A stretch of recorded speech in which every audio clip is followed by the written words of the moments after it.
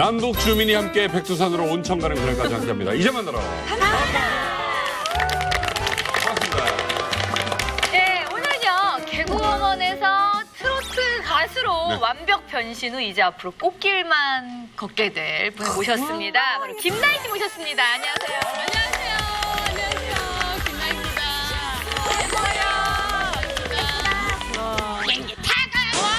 비행기 타고 이만간 왔어요. 저 이거 하나원에서 봤었어요. 하나원에서. 네. 개그우먼으로 활동을 하다가 내 인생 최고의 노래 잘한다. 운이라면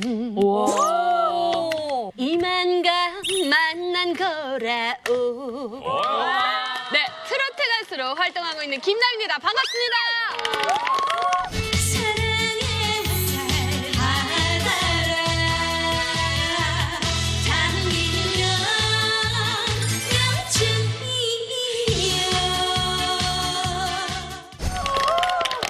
아니 제가 트롯 대회가 열렸을 때 미스트롯. 정말 많은 참가자가 있었잖아요. 어디 개그우먼 출신이니까 더 신경 쓰이긴 했는데 나중에 최후의 5인까지 가는데 감동을 받은 거야. 너무 자랑스러웠어. 진짜. 그래서 탑5 안에 드셨어요? 네, 들었어요. 못 봤어? 야, 그럼 송가인이 1등, 경미의 2등, 그 다음에 3등, 홍자 3등. 3등 홍자. 4등, 4등. 아니 왜 굳이 그걸 왜 굳이? 요즘 바쁘시죠? 네, 요새 아무래도 가을은 좀 행사철이다 보니까 그렇죠. 네, 기본적으로 주말에는 한 두세 군데 돌아다니고 있습니다. 어른들이 좋아하는 거랑 젊은 세대들이 좋아하는 게 좀 트로트가 다르죠? 네, 확실히 좀 어르신들이 많은 막 시장이나 이런 데 가면 정통 트로트를 되게 좋아하세요. 그래서 심수봉 선생님 노래 같은 거 그런 걸 제가 또 하거든요. 그대 내 곁에 선 순간 그 눈빛이 너무 좋아. 귀여울 것 같아. 이 정도? 진짜 감미롭다. 막걸리 한잔 해야 돼. 어떻게 저렇게 잘하지? 본인 노래는 있죠? 네.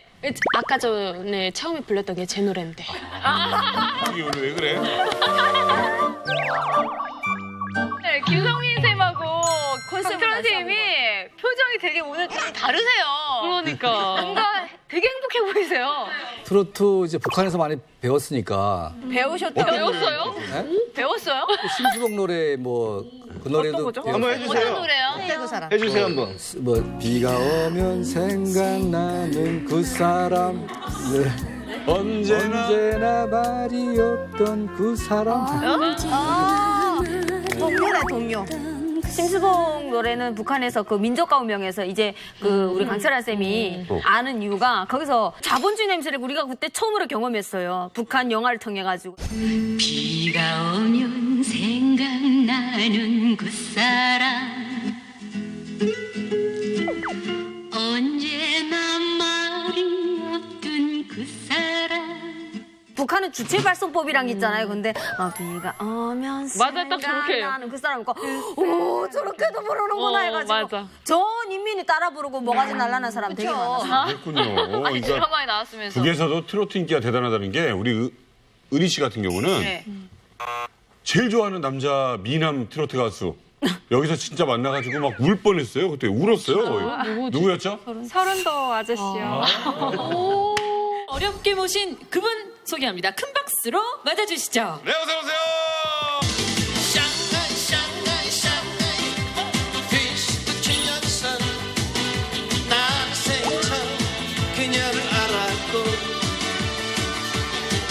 오늘 깜짝 놀란 건요. 저희가 농담으로 말씀드린 게 아닙니다.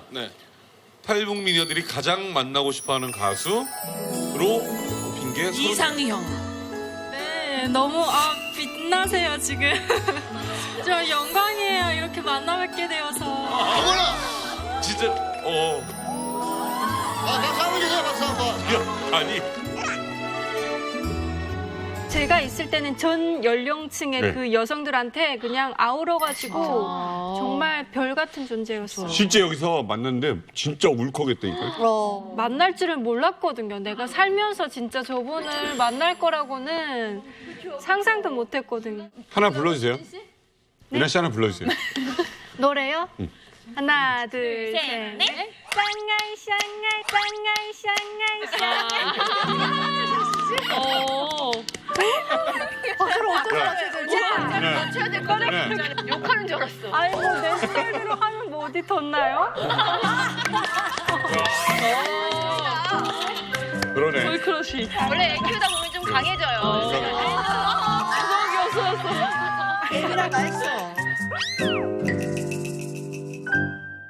오늘 이만갑을 찾아주신 분은요, 무려 14살 어린 나이에 그 물살이 센 두만강을 건너서 탈북을 했습니다. 그런데 안타깝게도 한 번에 이렇게 오지 못하고 다시 북송이 됐던 소녀예요. 네.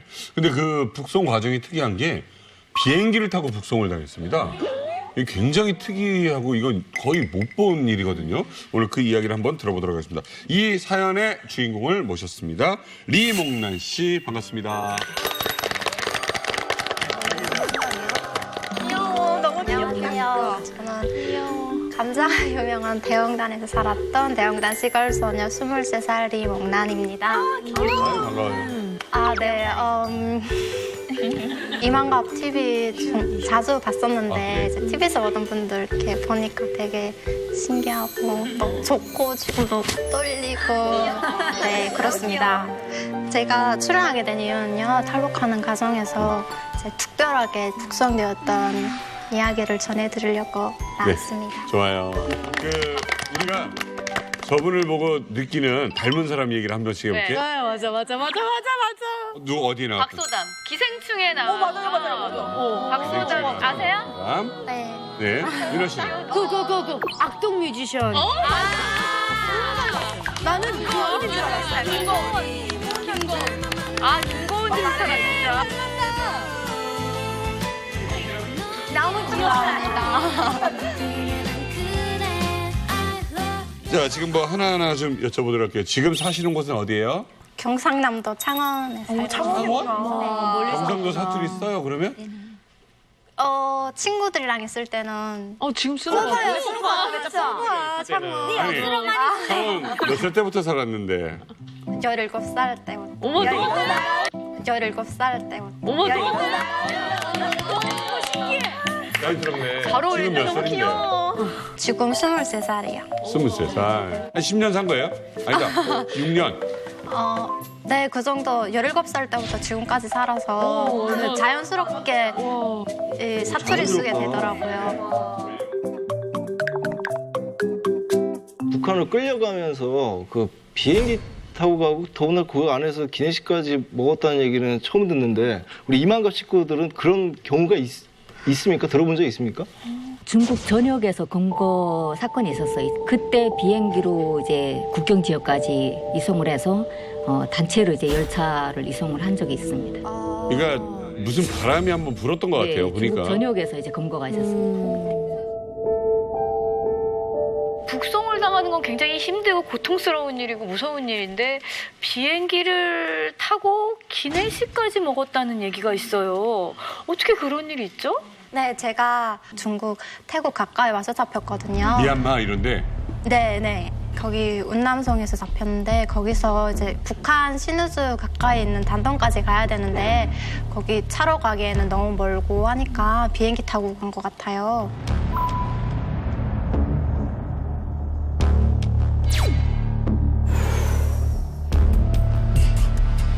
비행기는 그때 처음 타본 걸까요, 그러면? 북송당할 때? 네, 그때 비행기 처음 어땠어요, 느낌이? 그냥 마냥 좋았어요. 그냥 비행기다 하면서 네, 비행기 타고 창밖 구경하고 그 창밖으로 보이는 구름이 되게 예쁘고 신기하더라고요. 그치, 나이 중학교 어리 1학년 나이인데. 가면 어떤 일이 벌어지는지는 더 모를 수 있기 때문에. 기내식을 진짜 먹었어요?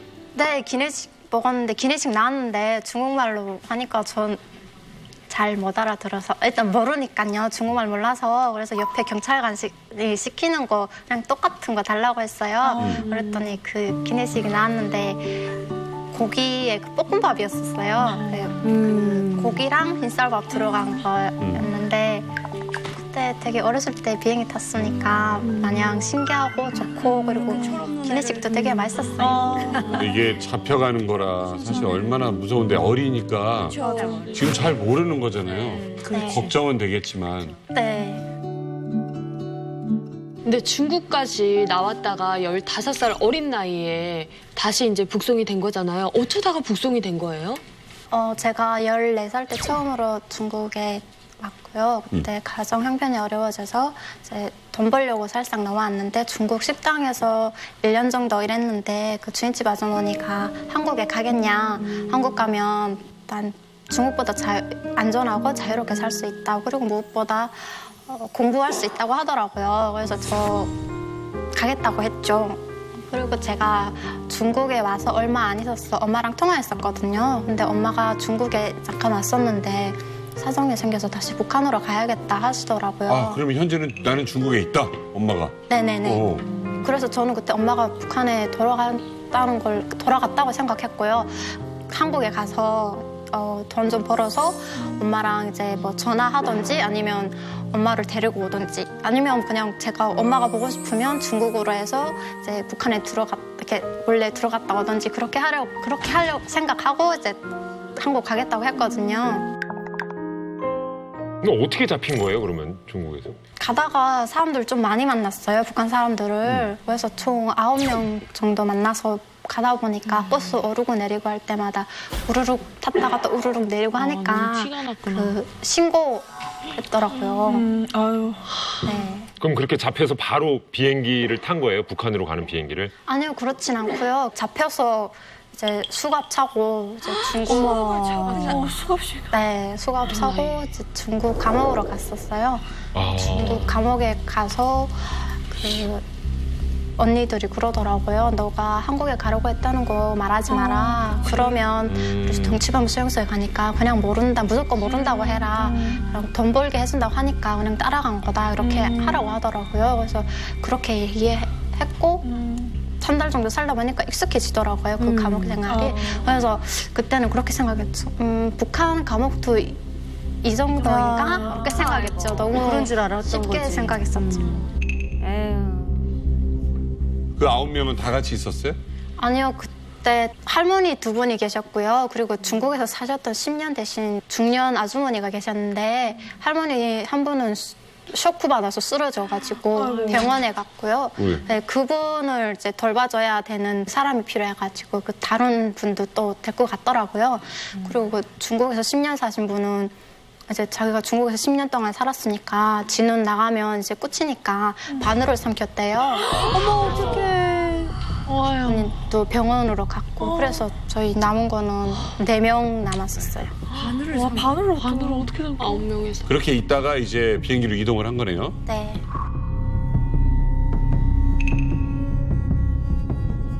아니 그럼 그 당시에 그 비행기 안에는 전부 다 그 북송당한 사람들만 그 비행기에 탔던 거예요? 아니요, 그렇진 않고요. 저 포함해서 4명 북송 당하는 사람이 탔고요. 그리고 중국 사람들이랑 일반 그 관광객 중국 사람들 구석에서 탔었어요. 비행기 내려서는 그 다음에는 그럼 어떻게 됐어요? 비행기 내려서 단동에 도착해서 그 북한 사람들이 모이는 또 감옥에 가더라고요. 네, 거기 가서 이제 중국 공안들이 엄청 중국말로 뭐라고 하면서 되게 목청 크게 소리 지르더라, 이렇게 큰 소리를 말하더라고요. 그러니까 되게 무섭고 주눅 들더라고요.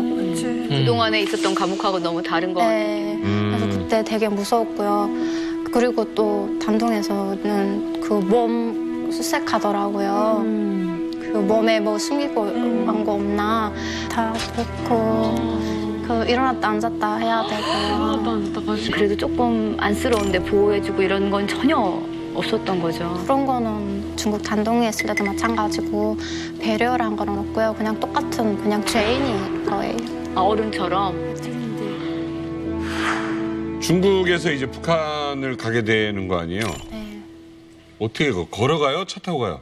버스 타고 가는데 이제 그때는 몰랐죠. 중국에서 이제 북한으로 들어가는 게 지옥의 길이라는 걸 몰랐고요. 그리고 중국 사람들이 가고 나니까 북한 보이부 사람들이 와서 네. 욕하면서 차에 타라고 하는 거예요. 네. 네, 스트렉스 같은 그런 차인데 지들은 의자에 앉고 저희는 의자 접고 그 차 바닥에 무릎 꿇고 머리 숙이고 손은 허리에 뒷짐지게 하고 그렇게 해서 갔었어요. 그게 흔들리면 넘어질 텐데요, 참. 네, 이렇게 흔들면서 갔죠. 근데 그 담동에서부터 더 무섭더라고요. 네. 보이부 들어가니까 보이부 들어서자마자 벽에 머리 박고 서 있으라고 하더라고요. 그래서 벽에 머리 박고 서 있는데 거기서 또 수색하더라고요. 근데 거기는 중국에 사는 것보다 더 수치스럽게 그렇게 하더라고요. 진짜 너무 무서웠고 우니까 여군이가 욕하면서 왜 오냐고 하면서 그러더라고요. 그냥 눈물이 그냥 무서우니까 눈물이 나는 건데 울지도 못하게 그렇게 하더라고요. 진짜 입에 못 담을 정도예요? 네. 어느 정도길래. 뭔 정도인지 알 것 같아요. 이게 다 15살 때 겪은 일이잖아요. 나라면 어땠을지 상상이 안 가거든요. 근데 그렇게 조사를 받고 나서는 또 풀려나는 거예요? 아니요, 그렇진 않고요. 북한 보이부 감옥에 들어가서 다음날 그 조사실에 갔어요. 거기 갔는데 들어가자마자 조사관이 뺨을 막 후려치더라고요. 다짜고짜? 네, 그때 진짜 눈앞이 너무 캄캄하고 그냥 눈물이 그냥 또르륵 나더라고요. 그러고 나서 반성문 써오라고 하더라고요. 반성문 써오라고 해서 그래 거기다가 그냥 모르는 사람이 일자리 소개시켜준다고 해서 그렇게 간 거다. 나는 그냥 모르는 거고 그냥 무작정 모르고 따라간 거다 이렇게 썼거든요 거기다가. 근데 일주일 지나서 다시 부르더라고요. 그래 그 조사실에 가니까 운남선까지 가놓고 말이 되냐고 하면서 그다음에 막 때리는 거예요. 그 막 가죽 장갑 끼고 머리를 막 때리고요. 그래도 말 안 하니까 그 멍둥이로 이렇게 때렸어요. 어디를요? 이렇게 머리 몸 사정 없이 막 때렸어요. 그렇게 울면서도 말 안 했죠. 언니들이랑 약속했으니까 언니들한테 또 피해주기도 싫었고요. 그래서 그냥 참았죠. 그렇게 맞으면서. 나는 돈 벌러 간 거다. 네. 그래서 그날 저녁에 방에 들어왔는데 온몸에 멍이 들고 그래서 이렇게 눕는 게 너무 힘든 거예요. 이렇게 누우니까 너무 아파서 엄마도 보고 싶고 하니까 눈물이 나서 울었는데 간수가 와서 왜 오냐고 하면서 저희 방 전체 벌 세우더라고요. 그래서 같은 방에 있는 아주머니가 여기서는 너 혼자 이렇게 마음대로 울 수 없다. 너 혼자 울면 이렇게 전체가 다 벌 받는다 하면서 그래서 울면 안 된다고 하더라고요. 진짜 죽을 만큼 너무 아팠고요. 너무 진짜 울어도 모자랄 정도로 진짜 아팠는데 그래서 그 이후부터 울지 못하고 그 다음 날에 또 부르더라고요. 멍이 다 낫기도 전에. 네. 그래 불러서 또 때리더라고요. 그때까지 말 안 하니까. 그래서 그 사람이 너무 화가 나가지고 의자에 들어서 이렇게 내려치더라고요. 그런데도 말 안 하니까 무릎 꿇고 앉으라고 하다요. 그래서 무릎 꿇고 바닥에 이렇게 앉아 있는데 발로 머리 이렇게 벽에 확 차서 벽에 부딪혀가지고 그때 정신을 잃었었거든요. 머리 부딪혀서요? 네. 그리고 이제 정신 차려서 이제 들어가라 하더라고요. 그래서 방에 들어가니까 거기 간수한테 제 벌 세우라고 하면서 그래서 들어오자마자 또 한 2-3시간 정도 벌 세우고 벌 서 있으니까 막 온몸이 후들후들 떨리고 눈앞이 캄캄하고 아찔하고 그랬었거든요. 그렇게 저는 9일 동안 계속 매일 맞았거든요. 9일이요? 그러면서 진짜 매일 하루하루가요. 너무 힘들었고요. 저 이름 부르면 막 심장이 쿵 내려앉고요. 너무 떨리고 조사 받으러 나가면서 속으로 저 오늘은 뭐라고 해야 될까? 오늘도 또 주고 보자 이러면서 그냥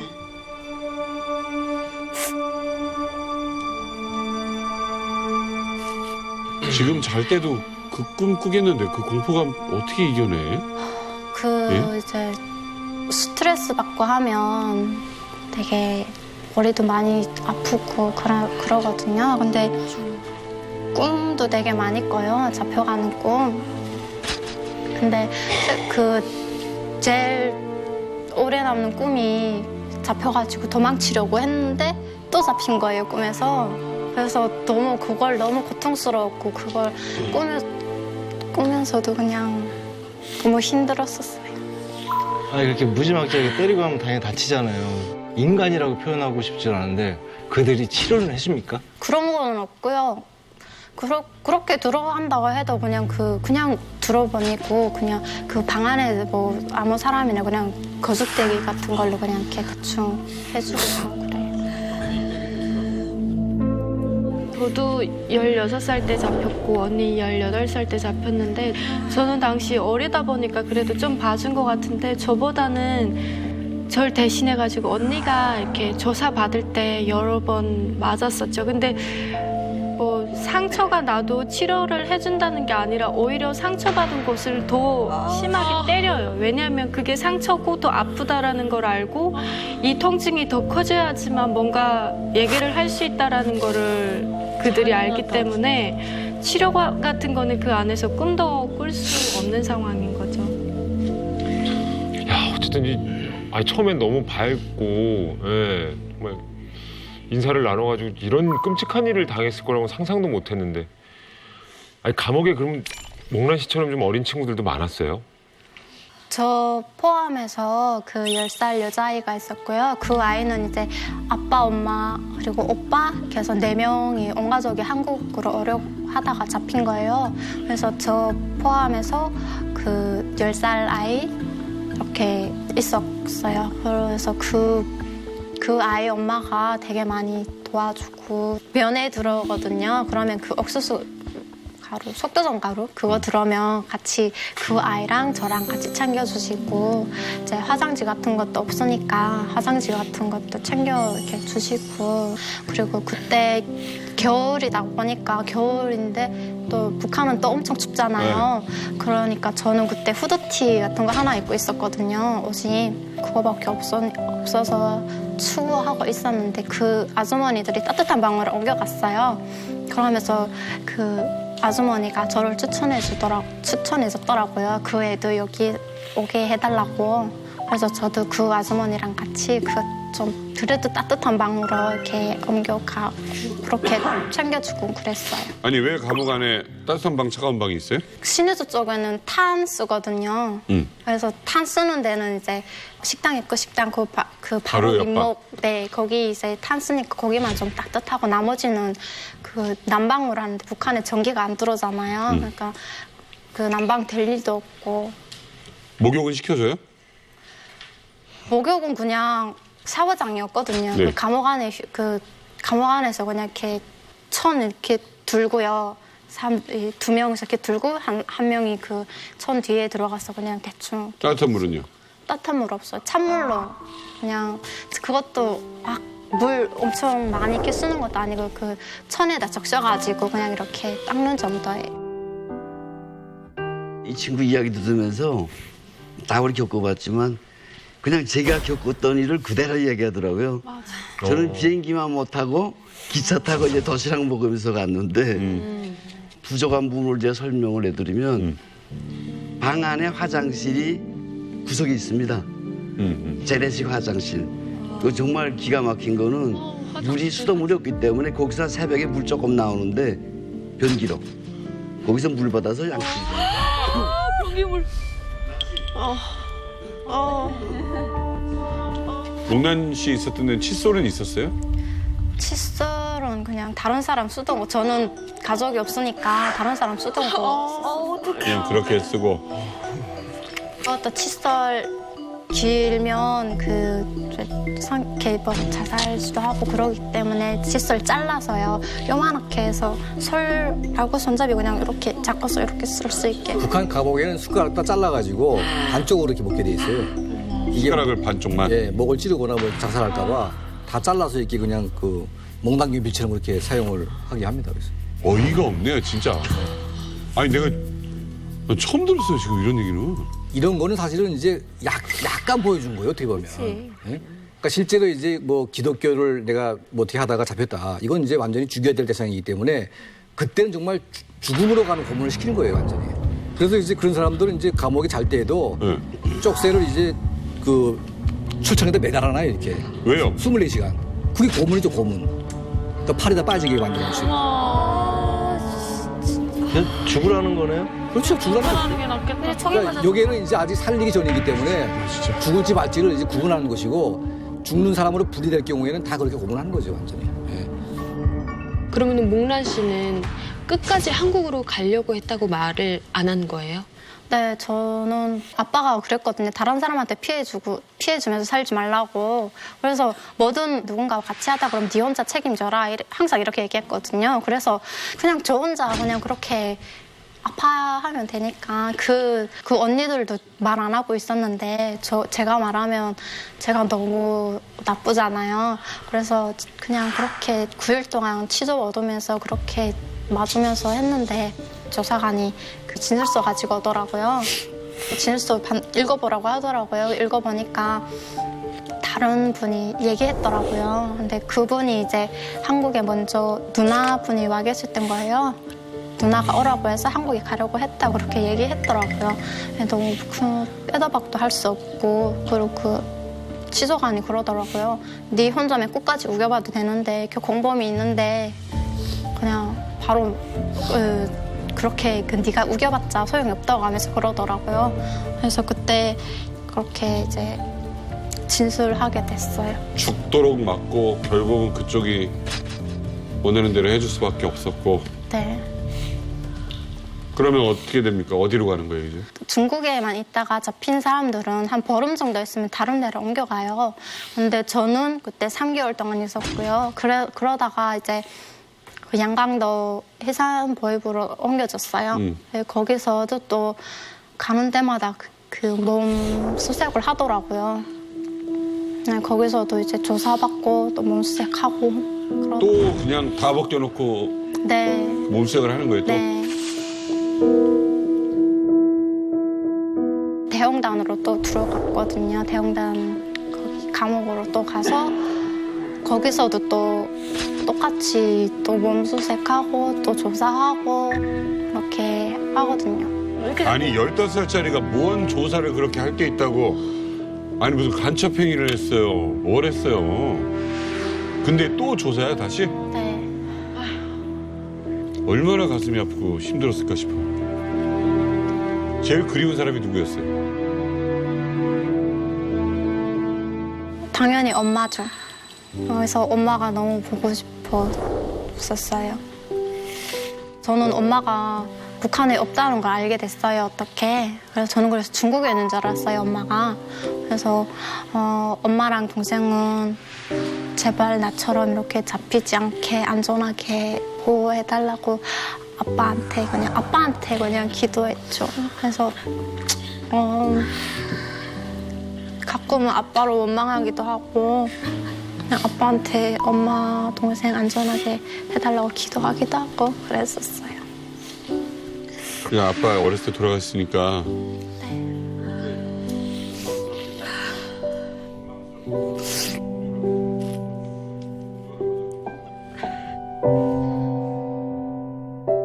감옥에서 나오니까 일단 철창 안에 있었던 것보단 좋았고요. 그리고 가족이 없다는 거 알게 되고 그래서 중국에 그 엄마랑 동생 찾으러 가야겠다 하고 결심하고 이제 재탈북하게 됐거든요. 아이고. 그리고 이번에 잡히면 그냥 바로 뭐라도 삼키던지 뭐 그냥 뛰어내리던지 해서 바로 그냥 죽어야겠다 해서 죽을 각오하고 그렇게 해서 이렇게 맞거든요. 근데 운 좋게 이렇게 한국까지 오게 됐어요. 목란 씨 한국 올 때는 못 타고 왔어요? 한국 올 때는 한국 올 때 이제 라오스에서 한국까지 인천국제공항까지 왔는데 그때도 비행기 타고 왔어요. 한국 올 때 비행기 탔을 때의 기분하고 북송당했을 때의 기분은 어떤 차이가 있어요? 북송당할 때는 그냥 몰랐으니까요. 그냥 마냥 좋았는데 근데 이제 한국 올 때는 뭔가 되게 그냥 안전하고 내가 이제 살 것이다라는 그런 생각 들었어요. 기내식 먹었어요 그때도? 그때도 먹었어요. 그때도 먹었어요. 뭐 먹었어요? 치킨 뭐였는데요. 맛있었어요? 참 얘기 들을수록 어쨌든 진짜 여기 와 있다는 게 정말 천만다행인 것 같은데 가족들하고는 만났어요? 어떻게 됐어요? 한국에 와서 하나원에서 이제 엄마랑 동생이 한국에 왔다는 거 알게 됐고요. 참 다행. 중국에서 한 게 아니라 네.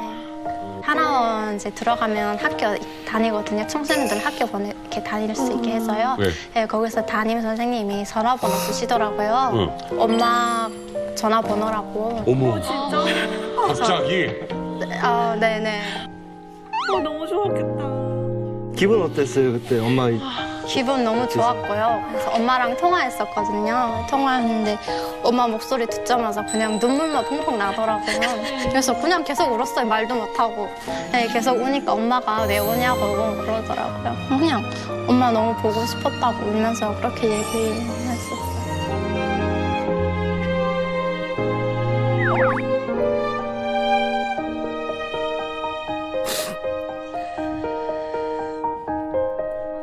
그러면은 지금은 몽란 씨 한국에서 어떻게 지내고 있어요? 저 이제 대학교 다니고 있고요. 아동복지학과. 잘 어울려요. 네, 딱이야. 어울린다. 딱이다 진짜.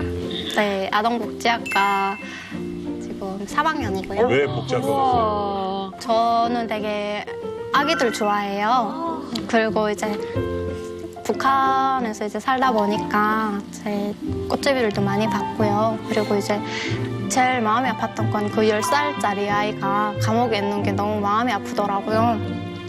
제대로 먹지 못하고 그냥 기껏 먹는 게 옥수수 가루 그게 너무 마음이 아프고. 남측에 아이들 봤죠? 어린이들 많이 봤죠? 네. 밥 안 먹는다고 떼쓰는 애들 많이 봤죠? 네. 냉기고 어때요? 그럴 때 약간 생각은 날 것 같은데. 이것들 배가 불렀구나. 이것들 배가 불렀구나.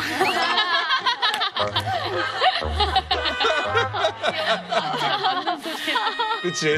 네. 요 새끼들, 요것들, 녀석들. 앞으로의 꿈이라는 거 갖고 계십니까? 저 소원이라기보다는 꿈이자 소원이고요. 저는 이제 통일된 북한 땅에 가서 유치원을 짓는 게 저희 꿈이에요.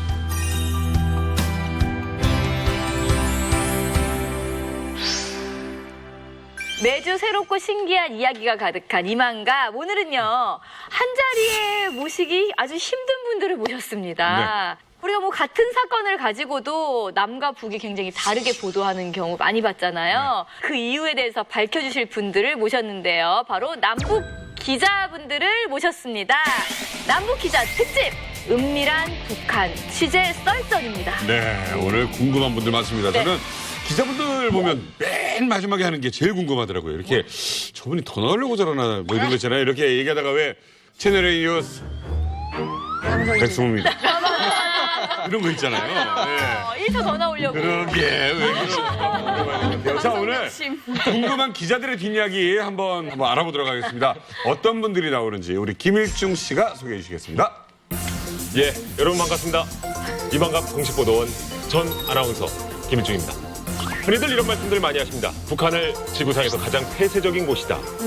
그런 북한에서 기자를 했던 분, 그리고 그 폐쇄적인 북한을 전문적으로 취재하는 분들을 한자리에 모셔서 얘기를 나눠볼까 합니다. 먼저 이만갑에서 기자하면 바로 이분이시죠. 북한의 가장 은밀한 정보들이 가득한 곳에서 말했던 또 일했던 바로 그분. 여봐요. 여봐요. 누군지 아시겠죠? 기자 경력 17년 북한 국방과학원 기자 김길선 기자님이십니다. 김길선 기자님은 기자님으로 지금 소개를 해드리니까 좋으시지요? 네, 저는 연우 기자 하지 않고요. 정책 담당 기자를 했어요. 북한에서. 그래. 연우 기자가 아니에요. 그래서 몸값이 좀 높았답니다. 죄송해요. 우리 사상구조 전 아나운서라 실수를 했네요.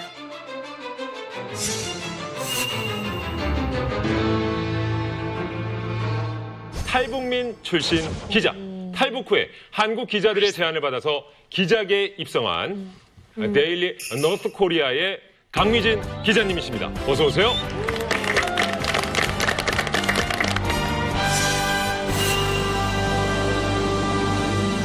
다음은요. 북한을 전문으로 취재하는 한국 기자입니다. 경찰들만 잠복 근무를 하는 게 아니다. 북한 취재를 위해서라면 중국 연길 잠복 취재도 두려워하지 않는 발로 뛰는 기자 오주환 기자님이십니다.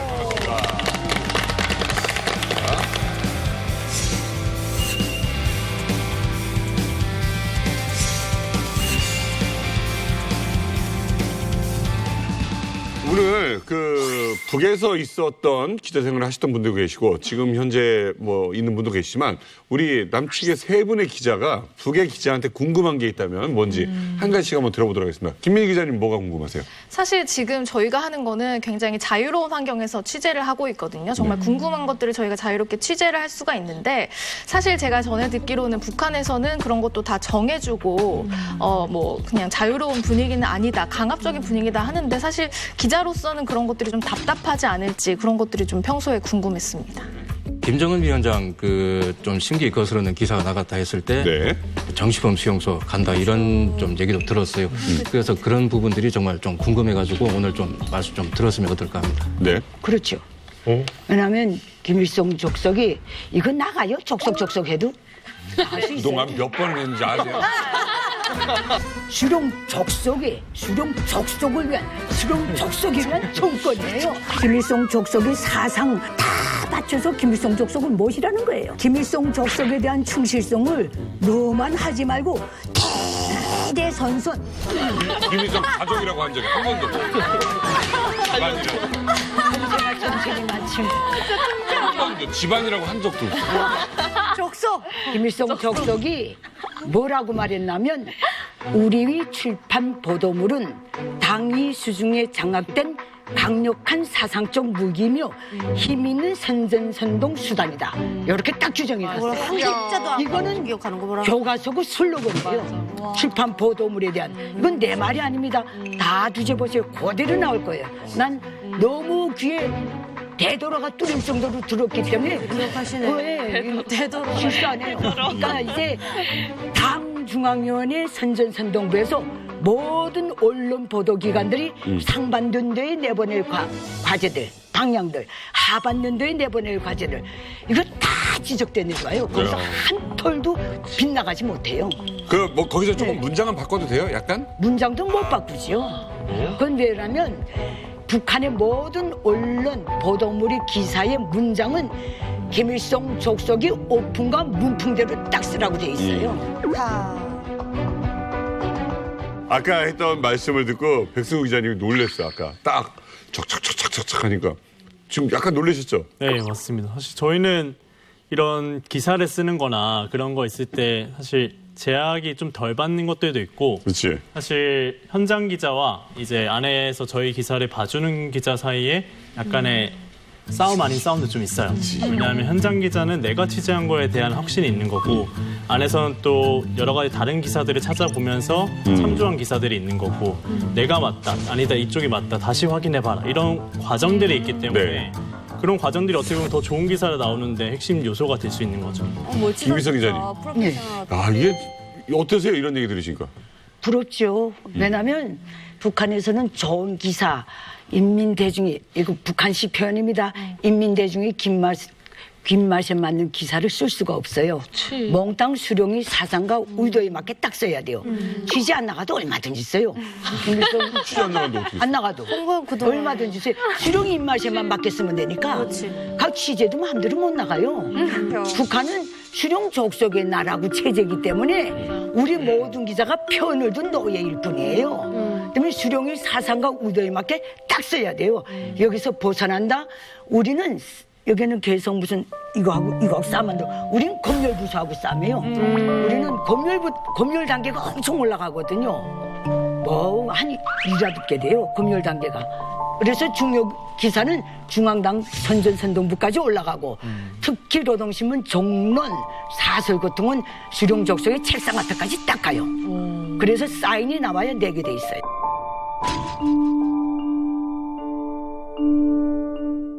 일단 북한에서 기자가 어떻게 선발이 되는지 그게 제일 궁금해요, 사실은. 궁금하다. 왜냐하면 남한에서는 언론고시라고 통칭 이제 얘기를 하면서 많이 어렵거든요. 시험이 어렵고 뽑는 사람도 적기 때문에 워낙 시험 범위가 제한이 없어요. 네. 왜냐하면 매일매일 새로운 뉴스가 나오니까 공부를 하더라도 시험 범위가 계속 늘어나는 거죠.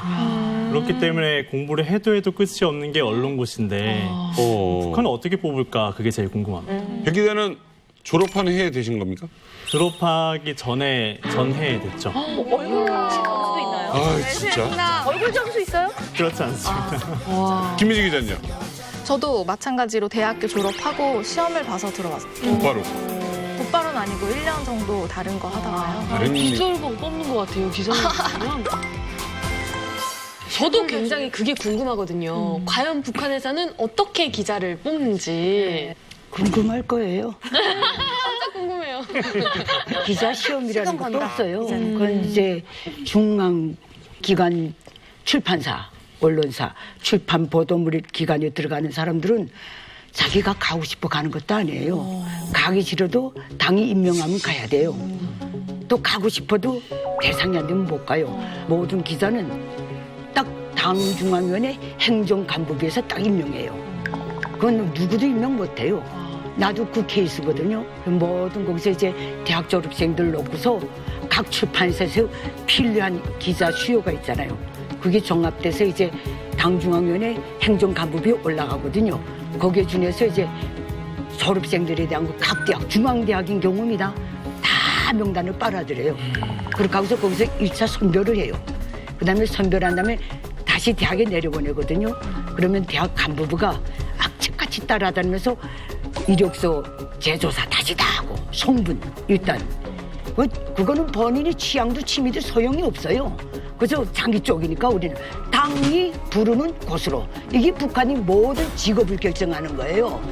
그렇게 가기 때문에 북한 기자는 아무나 못 돼요. 가장 많이 뽑히는 대학이 있습니까? 중앙기관 정책편집부 기자들은 거의 90%가 종합대학이에요. 종합대학에서 다 나가요. 예, 그다음에 김일성 족속의 의도가 뭔가면 당중앙위원회, 외교부, 출판보도부문은 90%를 김일성 종합대학 졸업생으로 채운다. 이렇게 딱 돼 있었어요. 제가 다닐 때는. 예, 그렇게 뽑아요. 그럼 기자님, 우리성 기자님. 기자님께서는 그럼 북에서 주로 어떤 기사를 좀 쓰셨습니까? 난 정책 담당 기자였어요. 정책 담당 기자는 김일성 족속이 똥집에 들어갔다 나와야 돼요. 난 정책 담당 기자였어요. 정책 담당 기자는 김일성 족속이 똥집에 들어갔다 나와야 돼요. 김일성 족속이 똥집에 들어갔다 나와야 돼요. 이렇게 솔직히 예. 말하는 대로 딱 느낌이 빡 오네요. 네. 그냥 진짜 모든 걸 다 버리고 들어갔다 나와야 된다는 게. 그냥. 우리 또 그렇게 해요. 처음 듣는 충격적인 표현이라서 그러는데. 김일성 족속이 모든 논문, 로작, 연설문 달달달달 배워야 돼요. 정책 기사는. 세상에.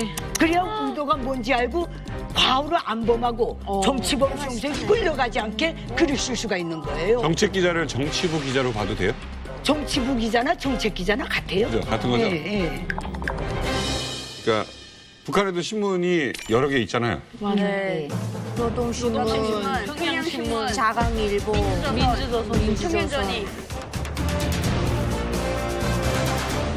그러면 그 신문마다 네. 약간 우리 같으면 예를 들어서 뭐 동아일보를 너무 좋아하는 사람도 있고 뭐 한겨레 보는 사람, 경향 보는 사람, 뭐 조선 보는 사람 뭐 다 여러 가지 있잖아요. 그렇게 좀 달라요 신문마다? 똑같죠. 사상이야 똑같아. 일단은 밝히자고 하는 목적은 다 똑같고 똑같아요. 똑같고 그다음에 그래도 좋았던 거 저는 약간 뭐 좀 새로운 소식을 볼 수 있었던 거는 그때 민주조선이었나 그 신문에 한국 소식들이 되게 많이 나와요. 국제 소식. 민주조선은 좋아했었어요. 해외 네. 뉴스들. 이게 이런 게 조금 있네요. 그러니까 평양에 가면 지하철에 가면 신문을 볼 수 있거든요. 이렇게 신문들을 다 이렇게 표시판 같은 데 다 이렇게 세워놔요. 무료로? 네, 지하철에 가면 볼 수 있는 게 신문. 근데 노동신문이나 다른 신문들은 99%가 김부자에 대한 소식밖에 없어요. 근데 유일하게 우리가 다른 나라에 대한 기사를 읽을 수 있는 게 평양신문이거든요. 평양신문에 가면 그 평양에서만 볼 수 있는 그 만스테 텔레비전 순서, 제일 인기 많은 그 순서가 나와요. 아, 프로그램 안내? 네, 프로그램 저녁에 외국 영화 어떤 영화 하고 외국 만화 영화 뭘 한다는 거. 그거랑 스포츠 뉴스랑 최근 국제 소식이 실리거든요. 그럼 다른 신문은 누구도 안 가는데 그 신문에만 사람들이 오르나에 매달려 있어요. 그거 읽으라고. 그 신문에 자강일보도 있거든요. 자강일보? 네. 처음 듣는다. 무슨 한국일보 뭐 이렇게 각도에 지역마다 일보들이 있어요. 근데 거기에서 화력발전소 몇 개 지었다. 뭐 이런 건데 저는 기자님한테 궁금한 게 뭐냐면 제가 한번 동영상을 봤는데 북한의 기록 영화에는 김 부자의 그 음성이 다 빠져 있습니다. 근데 실제로는 저희 아버지가 이제 인민군 대회를 여러 번 참가하면서 보니까 김일성이나 김정일이나 한 번도 아래 일꾼들한테 존댓말 써본 적이 없더래요. 그래서 탁 옆에서 받아줬는데 야구 발전소 2개 지으라. 이렇게 하면 그게 오케이 나오냐면 수령님께서는 다음과 같이 교시하셨습니다. 화력발전소 2개를 지어서 인민생활을 향상시켜야 하겠습니다. 이런 식으로 다음과 같이 교시했습니다. 다듬어지고 예뻐지고 더 은미화돼서 나오는 거예요. 그런 거를 딱 받아서 이렇게 좀 이렇게 미화시키는지 그런 게 궁금한 거예요. 네, 물론 미화시켜야죠. 수령은 신이니까.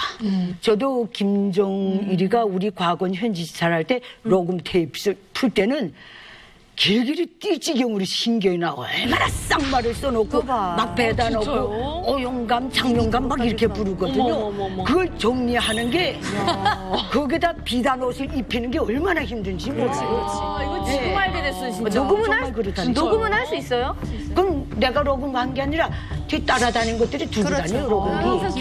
그래가지고 야, 이건 극비겠네, 극비. 그 녹음은. 녹음 테이프는. 녹음 테이프는 그저 원본 자체로 보관할 뿐이지 나올 때는 아주 세련된 공산 지도자답게 멋있게 얘기하는 게 딱 나오죠.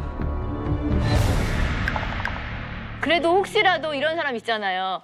막 기자가 막 됐어 자기가. 그래서 그냥 기자 정신에 그냥 좋은 의미로 나쁜 거 말고 그냥 좋은 얘기 이런 얘기 써도 되나요? 이렇게 해서 자기가 좋게 마음대로 쓰는 사람이 있을 수도 있잖아요. 아부하려고. 그럼 발상 자체를 안 하는데 아부. 그 속에서도 또 이렇게 도전 정신이 있는 사람들이 있어요. 그건 다 자기 머리 달고 있으니까. 그렇죠. 그래서 그런 사람들이 아마 정치범 수용소에 가보면 30-40%는 기자 출신일걸요. 다 말 잘못했다든가 글을 잘못 써서 다 끌려간 거예요. 우리 주위에서 내가 17년 기자 생활했는데 우리 출판사에 굉장히 권 있는 기자가 하나 있었어요. 전사자의 아버지가 6.25 때 연대장으로 근무했던 전사자인데 어느 날 없어졌어요. 한 2달 전에 어디 갔나 장기 출장 갔다는 거예요. 한 2달 지나니까 우리 출판사 담당 보위원이 기자들만 쫙 모여놓고 특별 강연을 하더라고요. 하더니 그 사람이 이름을 부르면서 에이 한혁명분자 마지막엔 남조선 괴뢰도당과 손잡고 무슨 우리 체제를 어떻게 우물의 양으로 이런 식으로 강의를 하더라고요. 그 사람이 무슨 시간이 있어서 남조선까지 나갔다가 손잡고 들어와요. 그렇게 농담했거든요. 근데 후에 알아보니까 그게 아니고 얘 기자 생활하면서 고충이 심해요. 그럼. 김일성 족속에 그거 하고 현실 괴리가 너무 심하니까 좀 나약한 사람 자꾸 헷갈려요. 이게 가는 길이 맞나. 그러니까 이 사람이 그걸 쓴 거예요. 친하는 지도자 김정일 동지에게 정성껏 그 편지를 올린다는 거. 지금 우리나라가 어느 길로 가고 있습니까? 단주의로 가는 길이 맞습니까? 환장했어요. 허박 쓰고 대지로 들어갔네. 좀 들어봐. 떠들지 말고. 그런 식으로 써서 이게 정말 이게 공산주의로 가는 길이 맞습니까? 자국 깨나면 경제도 나빠지는 것 같은데 이렇게 올린 거예요. 근데 이 사람은 대담하게 자기 필적으로 이름까지 다 다셔서 올린 거예요. 성신이야. 하루아침에 없어지고 가족도 다 없어지고요. 그다음에 내가 탈북할 때까지 그 사람 못 봤어요. 이건 또 아무것도 안 해요. 저 백과사전 출판사에 식물 도감을 만드는 편집부가 있었어요. 거기에는 그 은방울꽃이라는 그 도감, 그 은방울꽃에 대해서 해석을 하면서 은방울꽃이 약재고 어쩌고 하다 마지막에 그런데 독성이 좀 있다면 이런 식으로 써놓은 거예요. 그 은방울꽃을 해석하다 나니까 그 기자 혁명화 갔다 왔어요. 왜? 1949년도인가 48년도에 김일성이가 스탈린 만나러 소련 갔다 올 때 비행장에 내렸을 때 은방울 꽃다발 들고 나가서 들었었어요. 맞아요. 세대의 성우는 김일성 수상을 주석으로 부수상 겸 애무상 박헌영 선생, 김명희 선생 악수를 교환하시었습니다.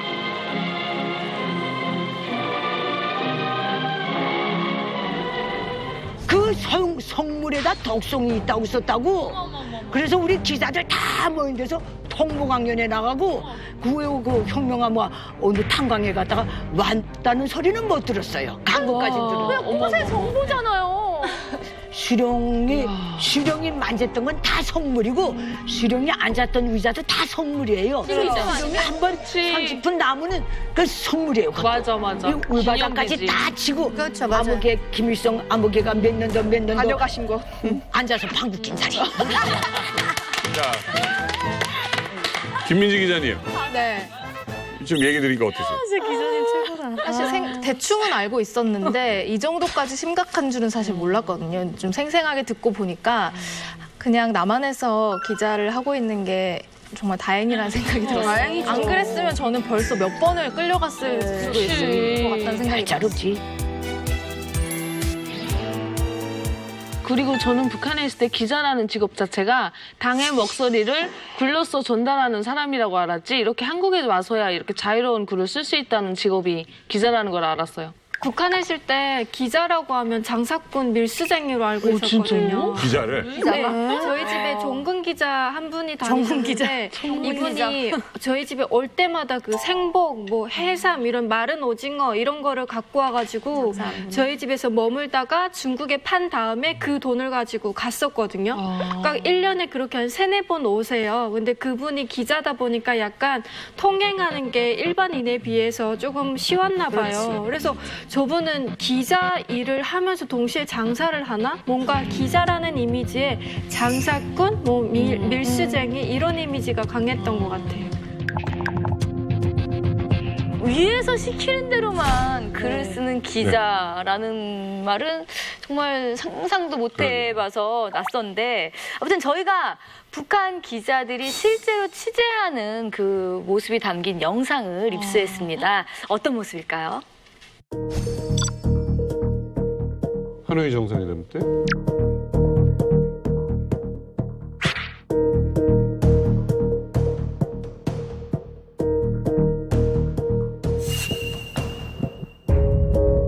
이쪽으로 가서 찍으실래요? 이쪽. 똑같습니까? 괜찮습니다. 고생하면 다 같이 하는데. 자리를 누가 내주나 봐요. 이때 자리 싸움이요. 전날부터 그냥 어디에서 할지 모르니 어디로 지나갈지 모르니까 난리가 났었어요. 근데 한국 언론팀은 여러 명이 오잖아요. 좀 속도 좀 내고 왔으니까 선두가 지는 거죠. 그러니까 이제 그저 한 10분 내리고 15분 정도 벌써 그럴 겁니다.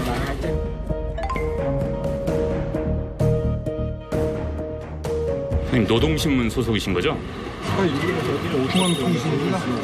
조선중앙통신? 성함이 어떻게 되십니까? 아니 뭐 성함까지. 베트남 쌀국수를 많이 드셨어요 오셔서?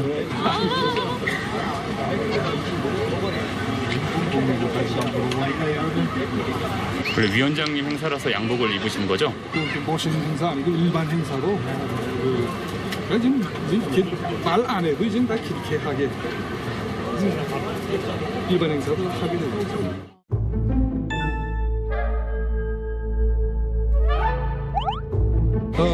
와이드 바나나, 와이드, 응? 와이드 바나나니까 와이드.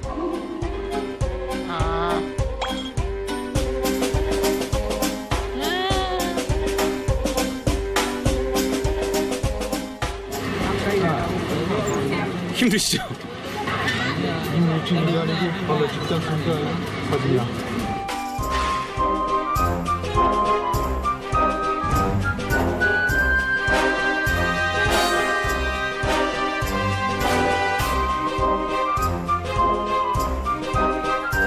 자꾸 찍어요. 선생님 만난 것도 인연인데. 이거 정신없이 찍는 바보지로 자꾸 찍으면 자꾸 찍어요 뭐. 자, 북한의 기자들을 봤습니다. 사실 그때 현장에서 이 어디로 가는가 우왕좌왕하고 있을 때 북한 기자가 나타나면 여기는 100% 오는 곳이다.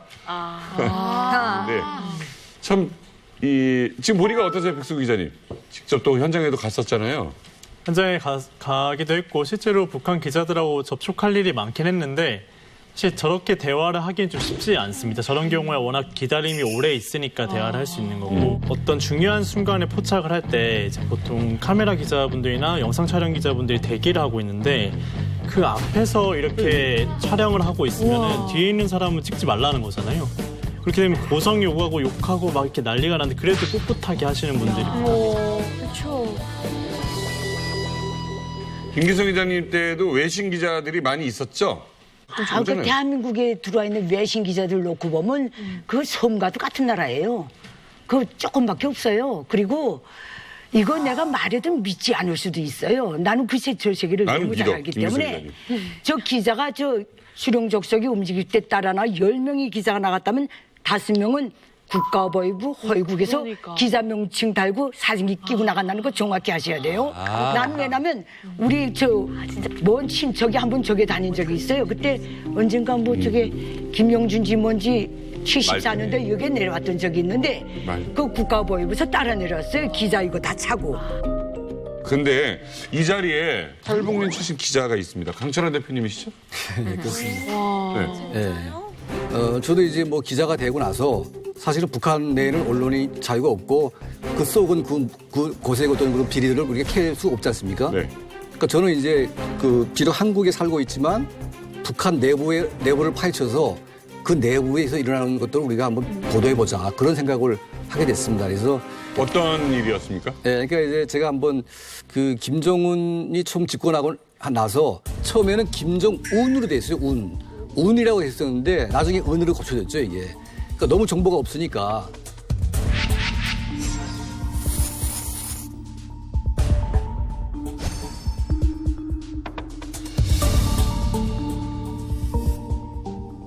진짜 너무 대단하신 것 같은데 다른 기자분들도 혹시 내가 이거 최초로 공개했다 하시는 거 있을까요? 제가 그 황경엽 전 노동당 비서 그분을 매주 돌아갔을 때까지 매주 이렇게 뵀었거든요. 와. 예, 뵀었는데 그분이 이제 어느 날 말씀하시는 게 그 남포 아시죠? 북한 서해 항구시. 평양 남포 그 지하 땅굴이 이제 파져 있더라. 고속도로만 알았지. 그 김정일이 그 유사시에 북한이 무너질 때 이제 도망가려고 팠다. 그렇게 말씀을 하시더라고요. 그래서 이게 보도를 냈었는데 솔직히 아무 생각도 없이 냈어요. 저는 아무 생각도 없이 냈는데 국내 언론뿐만 아니라 이제 외신들도 좀 이렇게 많이 좀 보도를 했었고요. 아니 황정엽 선생이 얘기한 거면 이건 뭐 거의 확실한 사실이잖아요, 거의. 그렇죠. 거의 그 사실이라고 봐야죠. 그렇죠. 그리고 진짜 그렇게 땅굴이 파져 있다면 진짜 놀라운 사실이잖아요. 꽤 멀어요? 그러니까 평양에서 남포까지가 거리가 좀 되죠? 꽤 되죠. 서울에서 분당보다 더 멀다고 봐야죠. 네. 근데 거기에 땅굴을 봤다? 그러니까 이제 도주로가 이제 여러 갈래가 있을 수가 있는데 평양에서 남포로 가는 게 제일 빠른 길이죠. 바다로 나가는 길이. 이제 뭐 다 뽀록 났네. 그러니까. 도망갈 데 없다는 얘기죠. 저는 3년 전에 그 어금니 아빠 이영학 사건이라고 기억합니다. 유명했죠 그거. 사실 처음에 나왔던 건 30대 이제 남성이 피해 여중생을 산에 안매장했다 여기까지만 나왔었거든요. 네. 근데 취재를 통해서 그 사람이 어금니 아빠 이영학이고 그 사람이 어떤 수법을 통해서 어떤 목적으로 파렴치한 행동을 했는지 그걸 이제 좀 처음에 보도를 했었기 때문에 여중생 딸의 친구를 살해하고 시신을 유기한 혐의를 받는 어금니 아빠 이모 씨가 언론 앞에 처음으로 입을 열었습니다. 피해자 성적 학대 의혹 인정하십니까? 스스로 만족이 불가능한 상황이 되다 보니까 생물학적으로 어떤 다른 형태의 성격 자극을 추구하는 이 씨는 오늘 약 1시간 반 동안 2차 소환 조사를 마치고 다시 병원으로 돌아갔습니다. 채널A 뉴스 백승우입니다. 집 주변에 이렇게 선후배 기자들이랑 같이 한 100명 정도 만났던 것 같아요, 실제로. 이 사람 슈퍼마켓은 어떻게 해갖고 뭘 샀고 하다못해 CCTV는 다 이렇게 영상을 뒤져서 그 사람이 평소에 했던 움직임이나 아니면 범행 수법에 관련된 움직임이라든지 그런 걸 직접 이제 따서 처음에 보도했던 게 좀 의미 있었던 것 같아요. 수사급인데. 자, 여기서 잠깐. 북한에서는 김정은 위원장이 신문과 방송에 보도될 자신의 영상과 사진을 직접 고른다고 하는데 과연 그가 고심 끝에 고른 사진 어떤 것들이 있을지 김정은 위원장이 직접 고른 본인의 A컷 김민지 기자가 준비했다고 합니다. 오늘의 순간 포착 다 함께 만나보시죠.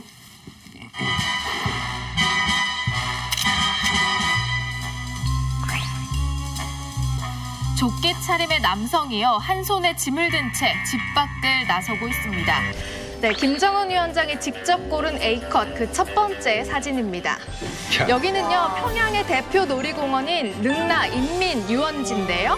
놀이기구를 타기 전에 설레는 김정은 위원장이 아주 환하게 웃고 있습니다. 그런데요, 잠시 뒤에 놀이기구가 출발하고요, 놀이기구가 고공낙하를 하고 있습니다. 김 위원장 많이 긴장되지만 신나는 모습입니다. 그런데 자세히 보시면요, 이 고공 낙하를 하는 놀이기구가 흔들림 없이 찍혀 있습니다. 일단 사진 취재 기자들의 셔터를 얼마나 열심히 눌렀는지 그 로고가 느껴지는 사진이었습니다. 다음 사진 보실까요? 네, 김정은 위원장이 직접 고른 A컷 그 두 번째 사진입니다. 친근한 지도자의 이미지. 자, 김정은 위원장이요, 인민군을 어부바 해주고 있습니다. 환하게 웃으면서 엎혀있는 사람은 울먹이기까지 하는데요. 그런데요, 저는 이게 연출컷인 것 같아요. 왜요? 왜 그런지 보시면요, 뒤에 있는 두 명을 자세히 보시면 엎혀있는 사람을 함께 들어주고 있습니다. 그러니까 김정은 위원장이 직접 들어준 건지 아니면 뒤에 있는 사람들이 도와준 건지 살짝 헷갈리지만 어쨌든 친근한 지도자 이미지의 김정은 위원장이 마음에 들어한 사진이었습니다. 다리도 안 꼬고 있잖아. 김정은 위원장이 직접 고른 A컷 그 세 번째 사진입니다. 김정은 위원장이요, 많이 화가 나 있습니다. 허리에 손을 올리고 화를 많이 내고 있는데요. 여기는 한 교육시설인데 이렇게 화를 내는 이유가 있습니다. 왜 학생들의 교육시설을 아기자기하게 만들어주지 못하느냐 하는 겁니다. 자, 돈 줘야지. 자, 이번에는 안경까지 벗어 던졌습니다. 옆에 있는 간부들이요, 쩔쩔매면서 메모도 하고 있고 열심히 듣고 있죠. 자, 카리스마 넘치는 모습을 보여주고자 이렇게 불같이 화를 내는 모습을 연출한 걸까요? 그의 카리스마 있는 지도자 모습을 보여주고 싶었나 봅니다. 지금까지 김민지의 북한 언론 숨가부착이었습니다.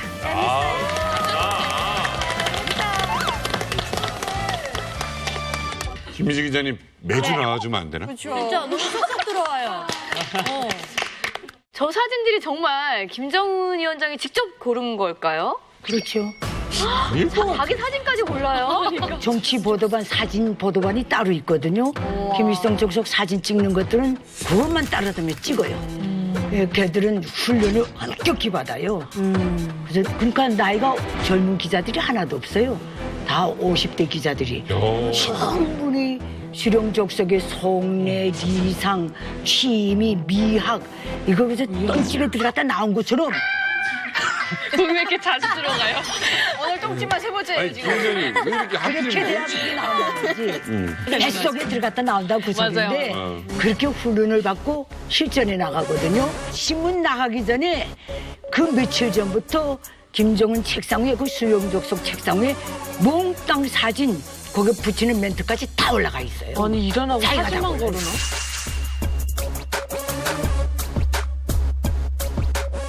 저 취미도 보니까 김일성 때 자기 사진 고르는 취미하고 김정일하고 김정은이가 완전히 다르네요. 그 김일성이는 다 북한 사람들 알 거예요. 검독광산 여성들 속에서 많이 웃으시는 김일성. 인민들 속에서 이런데. 그러니까 웃고 그 옆에 여자들이 다 둘러앉아 다 웃는 거. 그 사진을 제일 좋아하고 아이들이 막 안겨. 그거 자기는 그 사진 볼 때마다 기분이 좋다 그랬거든요. 우린 기자들이기 때문에 이거 다 그거 놓치면 안 되니까. 김정일이는 또 이렇게 하고 담배 피우면서 활짝 박장대소하는 거. 그 사진을 제일 맞아요. 영화 같은 사진을 좋아하는. 그 사진만 보면 자기 기분 좋다 그래. 다 이렇게 돼 있는데 김정은이는 어려서 그러는지 아주 자기 그럼 뭔가 잘못 잡은 것 같아. 이한되는 게 수없이 많은 사진 올리잖아. 근데 왜 기자들도 알잖아. 네. 이거 나누는 게 나을 텐데. 올려. 머리 고래 십자인데 이걸 몰랐어. 여긴데 맨날 이러고 있어. 야, 이건 뭐 잘못한 거 아니? 그래도 우리가 보기엔 웃기지만은 어쨌든 김정은이 보기에는 자기가 그게 좋은 거예요. 근데 만약에 사진을 좀 못 찍었어요. 그런 경우에는 혹시 수룡님 혹시 놀이기구 한번 더 타주실 수 있겠습니까? 이런 멘트를 할 수 있을까? 그 실용적소 기분에 따라서 자기 기분이 좀 하면 더 찍을 수도 있고 자기 기분이 성질 나 있으면 안 하는 거죠. 탑스타네. 기분에 따라 다 움직이니까. 다혈질이네. 그리고 이제 백마탄 사진국 김정은이 어렸을 때 백마가 얼마나 불쌍해요. 경복까지. 다 얘기하더라고. 말이 백두산의 백마. 나 걔 척추 한번 봐야 된다고. 주간판 탈출이에요. 단 기자들이 올라가서 그거 찍었을 거예요. 다 찍고 자기가 다 고르는데 김정은이도 추웠던 것 같아요. 벌다고 시퍼렇게 얼어가지고 그 사진 한 컷을 건지겠다고.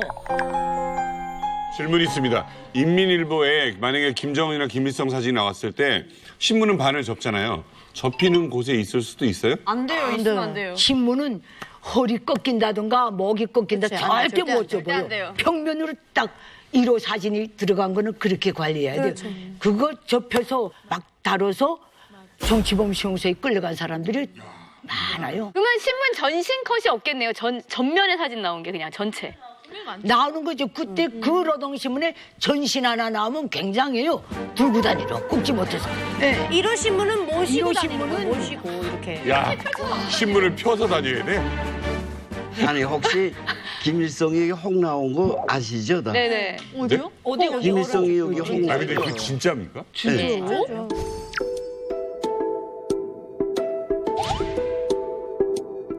북에서는 다 몰랐어요. 근데 저는 우리 인민학교에 김일성이가 왔댔어요. 그 학교 이제 그 시찰한다고 왔는데 나는 어릴 때인데 김일성 뒤에 홍난 거예요. 깜짝 놀랄까 봐. 너무 깜짝 놀라가지고 난 아이 때부터 항상 처상하고 경건한 모습만 봤는데 와 원수님 뒤에 혹이 나왔네. 미치겠는 거야. 근데 나갔던 밤에 교수님끼리 당나귀기 이거잖아. 막 무섭고 두렵고 이거 어떻게 해야 되나 하고 말 못하고 엄마한테 말하는 게 엄마가 너 큰일 난다 해가지고 어디 가서 말하지 말라고. 근데 그 애들이 우리 인민학교 애들이 다 봤을 거예요. 다 보고 다 좋아가시 했을 거예요. 근데 사진은 오직 정면 멋있는 것만. 근데 한국 보도 사진 같은 경우에는 포토샵을 안 하지 않나요? 한국에서 나오는 보도 사진에서 유일하게 작업을 한다고 하면 모자이크가 될 겁니다. 얼굴을 공개해서는 안 되는 사람이 있으면 얼굴을 가려서 나가는 거 모자이크라고 하잖아요. 그런 거밖에는 없고 뭐 누구를 예쁘게 포장해준다든가 그런 건 절대 없죠. 야, 사진으로 보니까 확실히 재밌습니다. 계속해서 그렇다면 북한의 보도에 대해서도 살펴보도록 하겠습니다. 최근 북한 뉴스에 한국의 영화를 콕 집어서 비난한 기사가 실려 있다고 하는데 이 소식 역시 현장에 나가 있는 방송국여신, 보도국여신 김민지 기자가 전해드린다고 합니다. 나와주세요. 네, 또 하나 준비한 게 있습니다. 2019년 6월 18일 북한의 언론 매체죠. 조선의 오늘에서 한국 영화에 관한 기사를 다뤘다고 해서 제가 특별히 이만갑 여러분들을 위해 준비해왔습니다. 자, 북한의 언론이 비난한 한국 영화가 있습니다. 바로 뭐냐면요. 네, 1000만 관객을 돌파한 한국의 봉준호 감독의 기생충이라는 영화. 네, 백수로 살던 가족이 부잣집에 들어가서 뭐 가사 도우미라든지 운전기사, 과외 선생님 같은 거를 하면서 기생한다는 그런 내용의 영화잖아요. 과연 북한 뉴스에서는 이 기생충을 어떻게 해석했을까요? 네, 북한의 언론은요, 이 영화가 인기를 끈 원인이 남조선의 빈부격차의 실상을 보여주는 데 있다. 이렇게 하면서 자본주의 사회는 썩고 병든 사회다. 이렇게 비판했습니다. 너나 잘하세요. 또한 남조선에서는요, 이 금수저, 흑수저라는 말이 유행하면서 이 빈부격차가 극도에 달하고 있다. 이렇게 흉을 보기도 했습니다. 아유, 겨 묻은 게 똥 묻은 게 흉한다. 그러면서 북한은요, 자신들은 평등하게 살고 있고 또 세상 사람들의 부러움과 동경의 대상이 되고 있다. 남조선은요, 앞날에 대한 희망도 미래도 없는 사회다 라는 내용으로 기사를 마무리하고 있습니다. 자, 북한 언론의 기막힌 선전선동, 이렇게 탄생하는 거였군요. 지금까지 김민지의 북한 언론 순간 포착이었습니다.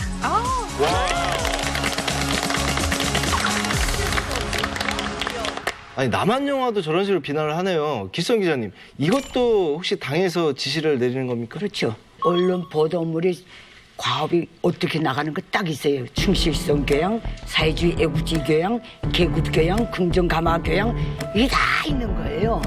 거기서 계급주의 교양이 저기 들어가는 거예요. 그거는 대한민국을 상대로는 계속 물고 뜯으라는 거예요. 계속 공격하고 뜯으라는 거예요. 그래야 인민들이 계급적 각성을 갖고 계급적 적들을 중호해서 끝까지 싸울 수 있다는 거예요. 그 김일성 족속은 대한민국의 모든 현상을 다 왜곡해가지고 저렇게 보도하는 거예요. 저거는 출판 보도 준칙 원칙이 하나 들어가 있어요. 출판 보도물 집필 원칙에도 들어가고 검열 원칙에도 딱 들어가 있는 거예요.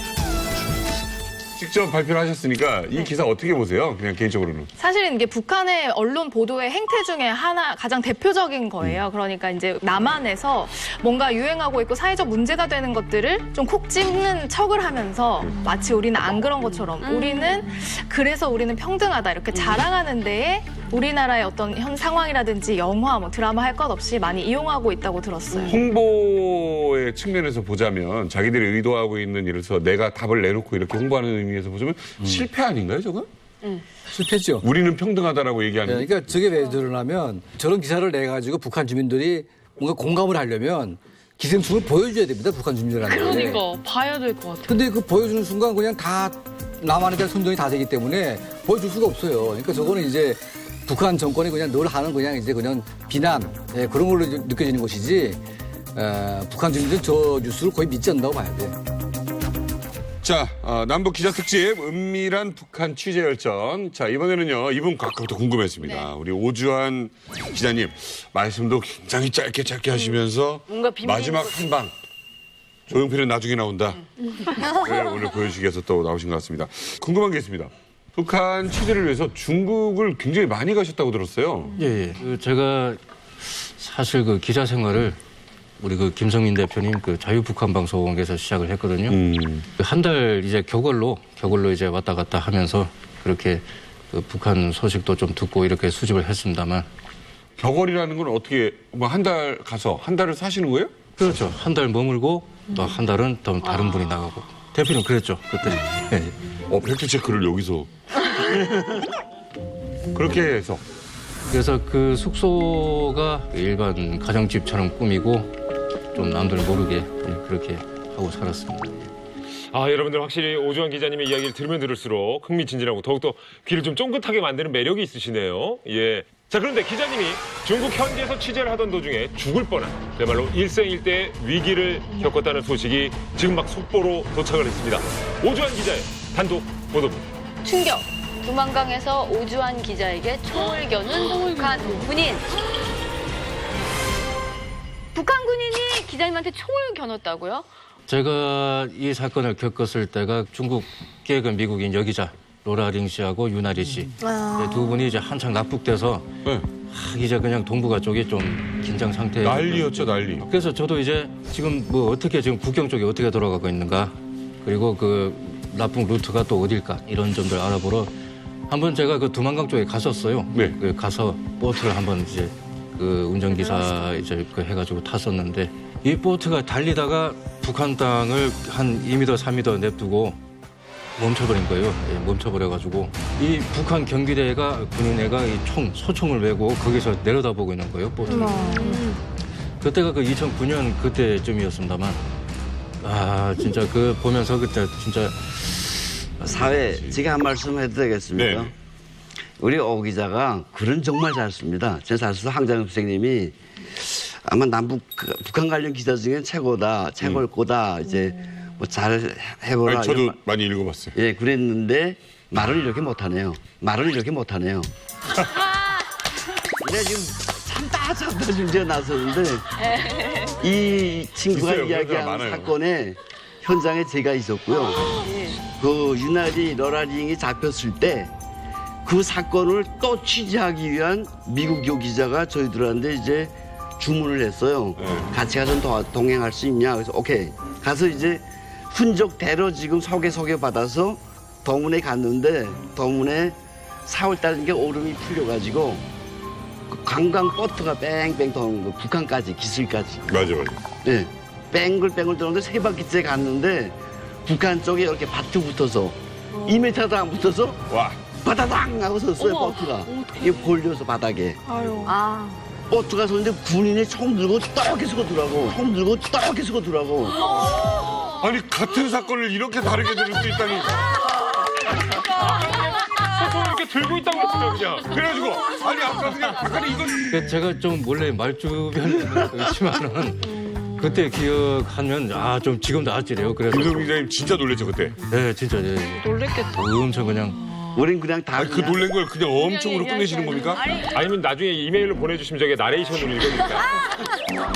그건 좋은 생각이다. 뭐 찰나인데 찰나지 마. 배 딱 솟고 얘는 총 딱 들었고 그 배 운전하는 사람 바랑 뭐 번개 속도로 당겼는데 몇 초 만에 다 브레에서 나왔죠. 몇초 동안 지역 갔다 왔네. 이야. 근데 지금은 근데 웃으면서 얘기하면 실은 얼마나 살떨리는 상황이에요. 아유 총을 겨뤄봐. 그러니까 얘기를 들어보니까 중국 현장 취재라는 게 상당히 좀 위험천만한 일인 것 같기도 한데 왜 이렇게 중국에 진짜 취재를 이렇게 가시는 거예요? 일단 그런 말이 있잖아요. 그 뭔가 이 사건의 전말을 알려면 현장에서 뛰어라. 그렇죠. 솔직히 여기서 뭐 북한 소식도 들을 수 있고 그렇지만 직접 가서 그 탈북민 분들의 그 어려움을 좀 체감을 하고 좀 더 북한하고 가까운 곳에서 이제 북한이 어떤 곳인가 좀 접해보고 아마 이제 그런 이유가 아니었나 생각이 됩니다. 네, 아무튼 북한을 취재하면서 뭐 산전수전 다 겪으신 것 같은데 여기서 끝이 아닙니다. 오주환 기자님이 그 취재 도중에 탈북 관련 사진을 하나 입수하셨다고 해요. 그런데 이 사진이 그 기자 생활을 하면서 가장 충격적이고 안타까웠던 사진이라고 합니다. 보시죠. 뭘까요? 어머. 저게 뭐예요? 땅굴 사진? 중국에서 탈북민들이 숨어 숨어 지내는 사는 굴. 뭐야, 스티로폼 한 장이 벽에 있고 나무 기둥 만들어놨고요. 이건 비닐 같은 거 한 장 따는데 아니 이게 사람 사는 데가 맞나 싶은데 오장 기자님 저 사진은 어디서 찍으신 겁니까? 중국 제가 이제 출장 다니던 그 시절이었어요. 그때 유상준 씨라고 이제 많이들 아실 겁니다. 그분이 이제 탈북 활동 지원가로 이제 다니시면서 좋은 일도 많이 하셨던 분인데 지금까지 좀 자기가 이렇게 밝히지 않은 게 있었는데 이 탈북민들이 중국에서 이렇게 보이지 않는 피해를 당하고 있다. 이제는 좀 밝히고 싶다. 그러면서 이제 아까 보신 그 사진들을 이제 파일로 쭉 주시더라고요. 저는 솔직히 이거 사진을 보면서 처음엔 이 무슨 짐승굴을 왜 이렇게 사진을 주시나 생각을 했었습니다만 알고 봤더니 정말 거기가 이제 진짜 탈북민들 마지막 보루였더라고요. 그래서 참 암담했죠 그때.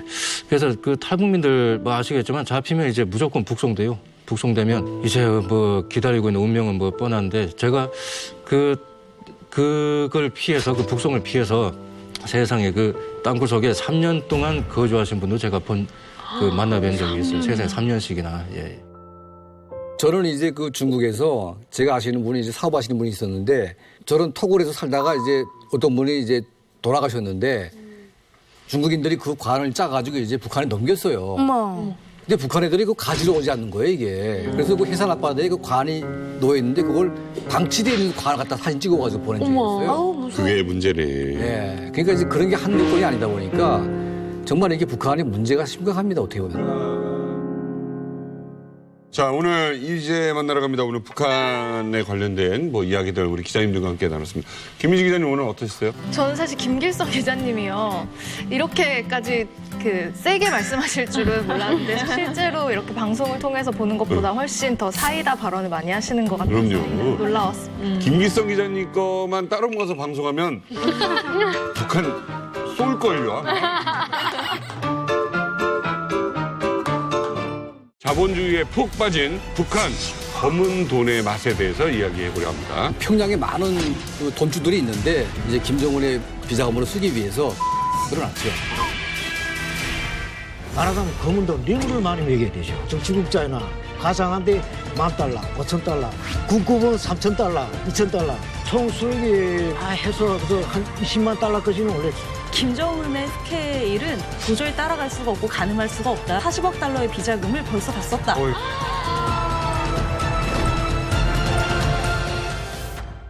채널 A